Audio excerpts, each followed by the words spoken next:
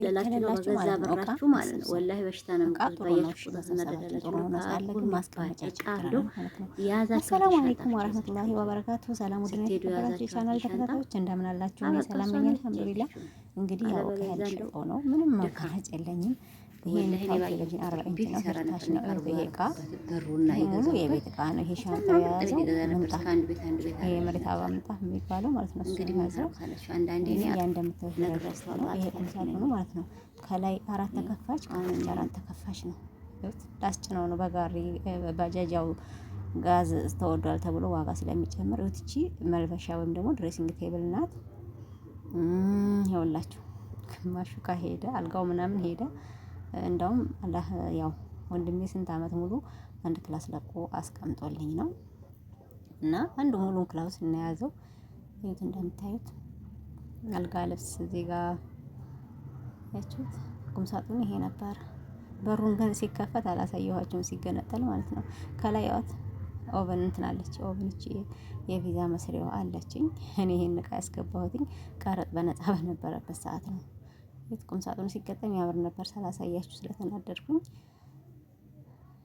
ተገነጣጥሎ ከተከፋፍቶ ያው ተነቃቃይ ነው ማለት እንትኑ ማጠፊያው ነቅል ነቅል እያደረጋችሁ ነው የምታዋጡት። ይሁት ከታች እንደዚህ ነው ነጭ ነው የተቀባው። እቺ ቡኒ ውስጥ ላይ 2 መሳቢያ አለው።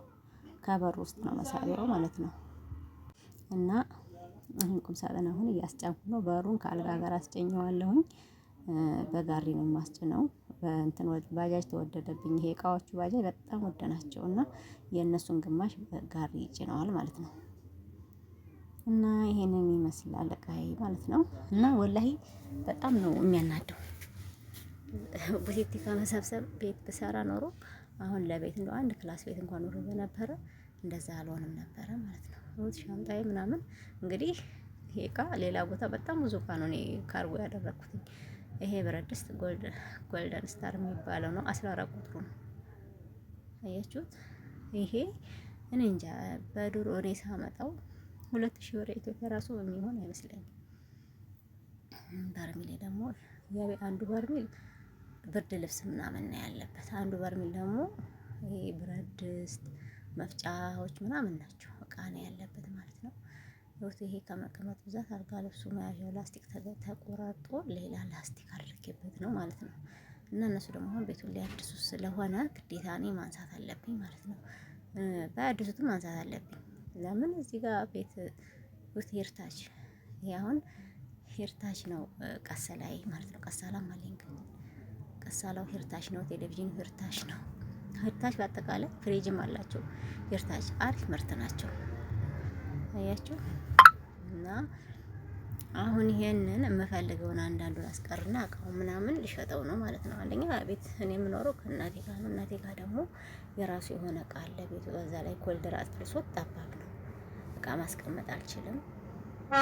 የተወሰነውን እቃ አስቀምጥና የተወሰነ የቁም ሳጥን መልበሻ ምናምን ልሸጠው ነው ማለት ነው። ሸጬ ደግሞ ኢንሻአላህ ሌላ እኔ ሳገባ ደግሞ ሌላ አዲስ በፋሽኑ አሁን በመጣው ዲዛይን አሰራለሁ ማለት ነው። ይሄት ጎልደን ስታር 14 ቁጥር ነው። 14 17 ቁጥር ብቻ ረሳሁትኝ። እና ይሄንን ይመስላል። ውፍረቱ አትጠይቁኝ። ከላይ ከዳኑ ራሱ መያዣ ያለው ነው። አሁን ላይ የሚፈለግ ብረት ድስት ነው እና እዚህ ጋር ሻራ ምናምን አልበሻው ነው። ግን ያው አቧራው ተጠይቁኝ። ይሄው ቀን ጠርንፌ ቁጭ ብያለሁ። ባለ ጋሪው መጥቶ ያኛውን ይዞ ሄዷል። በርሚሉ በጣም ይጠቅማል። እህል ብታስቀምጡበት ውሃ ታውቃላችሁ፣ እኛ ጋር ሀርቡ ላይ ብዙ ውሃ እኔ እንጃ ከአመት አመት አያልፍለትም እና ውሃም ይይዝላችኋል። ይሄ ብዙ ነገር ይይዛል በርሚሉ። ይሄ አልጋ ልብስ እንዴት እንደሚያምር ነበር ሳመጣው አገባለሁ ብዬ ነበር ያመጣሁትኝና ትራስ ልብስ ባለ 4 ትራስ ልብስ 2 አንሶላ አለው። እዚህ ጋር 2 አንሶላ አለው። ቤቢ አለው። 2 ቤቢዎች አሉት።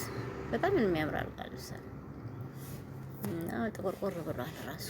እንግዲህ ምንም አዋራው ታውቃላችሁ፣ አዋራ ኢትዮጵያ ላይ አዋራ በጣም እንግዳ በሩ ተዘግቶ ነው የሚውለው። ግን ቤት ይገባበታል ማለት ነው።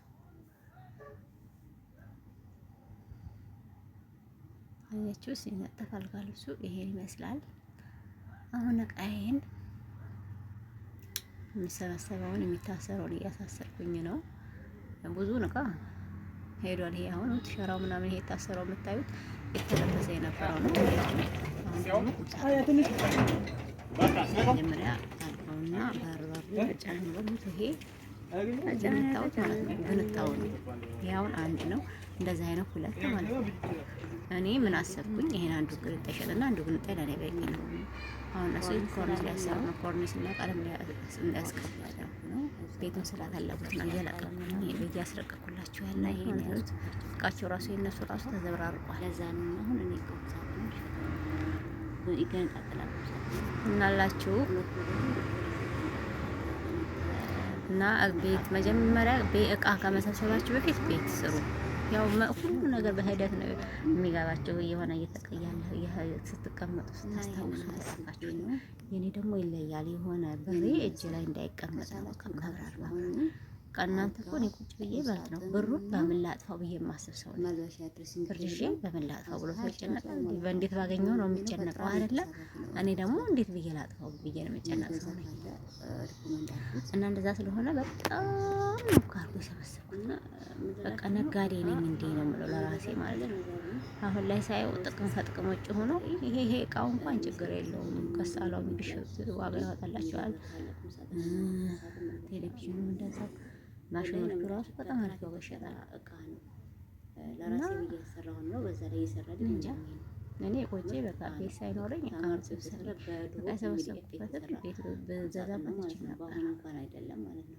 ደግሞ ዋቃለሁ ያው አይታረስ እንደዛ ነው ነገሩና እናንተ ትምህርት ሆናችሁ ከኔ ተማሩ ብዬ ነው አሁን እየሰራሁላችሁ ያለው። ግን አንድ ሰው እንኳን ከኔ ተምሮ አንድ ሰው ቢድን ወላሂ እቃ ያምጣችሁ ነው የምላችሁ እኔ አሁን እና ቴሌ እቃ ደግሞ ስትገዛቸው ይሄ ጠቀም ያለ እንደ ቀሳላ እንደ ኦቨን ራሱ ሌላ መጣው ነው። የጋዙም ደግሞ ኤሌክትሪኩን አስገብቼ ቢሆን አሪፍ ነበር። ፍሪጅ ራሱ በእኔ ባስገባው ሰዓት አስገብቼ በነበር በነፃ ይወጣልኝ ነበረ።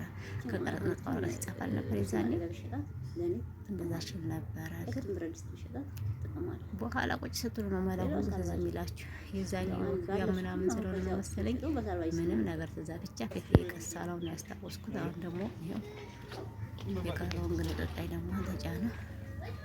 ያው እንደምታዩት ድሬስ ነው የአረብ ሀገር ብዙ ላሳያችሁ ጫኑ ሄዱ ከአንድ ቤት አንድ ቤት። በተለይ አሁን ደግሞ የሚቀረውን ይችን ደግሞ በአንድ ይችን እንኳን እንትን ነው ወስዳት አናግሬያለሁ። ባጃጅ ቀለል ያለም ስለሆነ